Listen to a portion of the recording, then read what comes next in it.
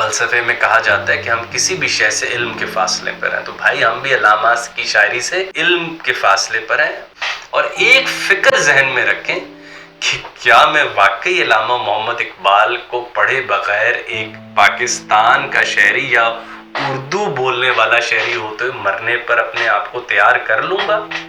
مگر ہم نے تو بلندیوں سے اس لیے فقط نفرت کی، ہم ان پر چڑھ نہیں سکتے۔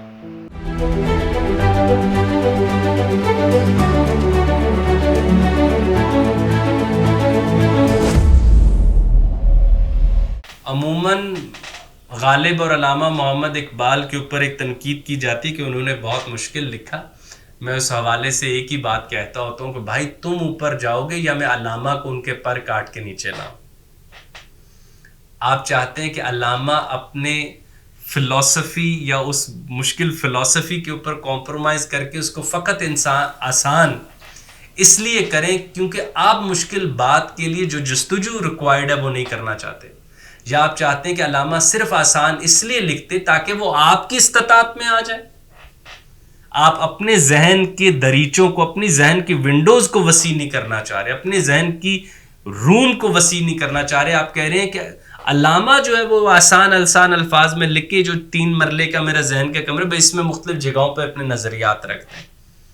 تو آپ مجھے بتائیے کہ اگر علامہ اور غالب اگر آپ کی خواہش پر لکھتے تو تاریخ ان کو کب کا مار چکی ہوتی۔ جیسے کئی یہ جو بیسٹ سیلر وغیرہ ہم پڑھتے ہیں اور ہم دیکھ رہے ہیں اگلی صدی میں ان کا نام و نشان نہ ہوگا۔ بھائی مجھے بتائیں نا، ہومر زندہ کیوں ہے؟ کیونکہ اس کی امیجینیشن کئی صدیوں پہ بھاری ہے۔ کیٹس زندہ کیوں ہے؟ ورڈزورتھ زندہ کیوں ہے؟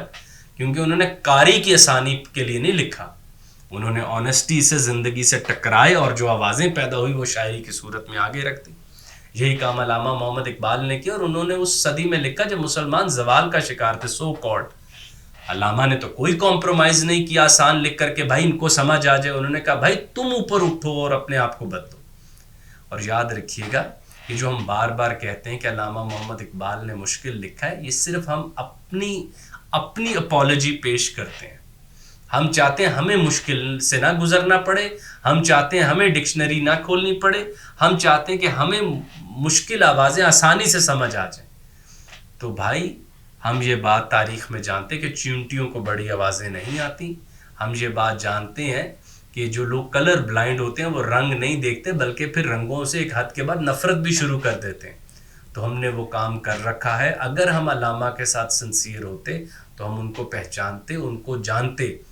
اور آج کی ایک اور میں ضمنی بات کرتا چلوں کہ شکوہ جواب شکوہ مسلمانوں میں فقط اس لیے مشہور ہے کیونکہ آسان نظم ہے۔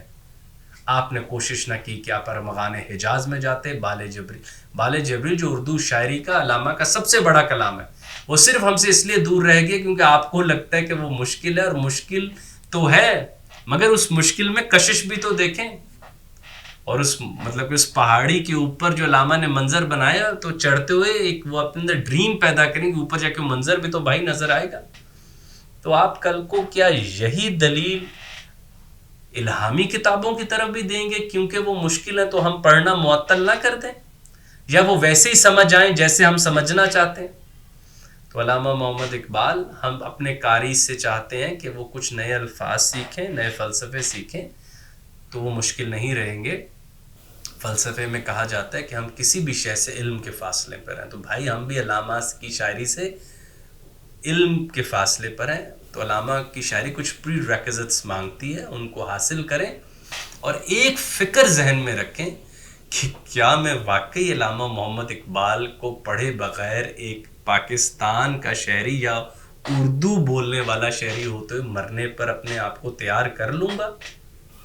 اور میں آنکھیں رکھتا ہوں اور میں مونا لیزا کو دیکھنے سے انکار کر دوں، میں آنکھیں رکھتا ہوں اور میں ونسنٹ وین گو کی جو بنائے ہوئے تصاویر ان کو دیکھنے سے انکار کر دوں، تو کیا تاریخ مجھے ایسے موقعوں پر معاف کرے گی؟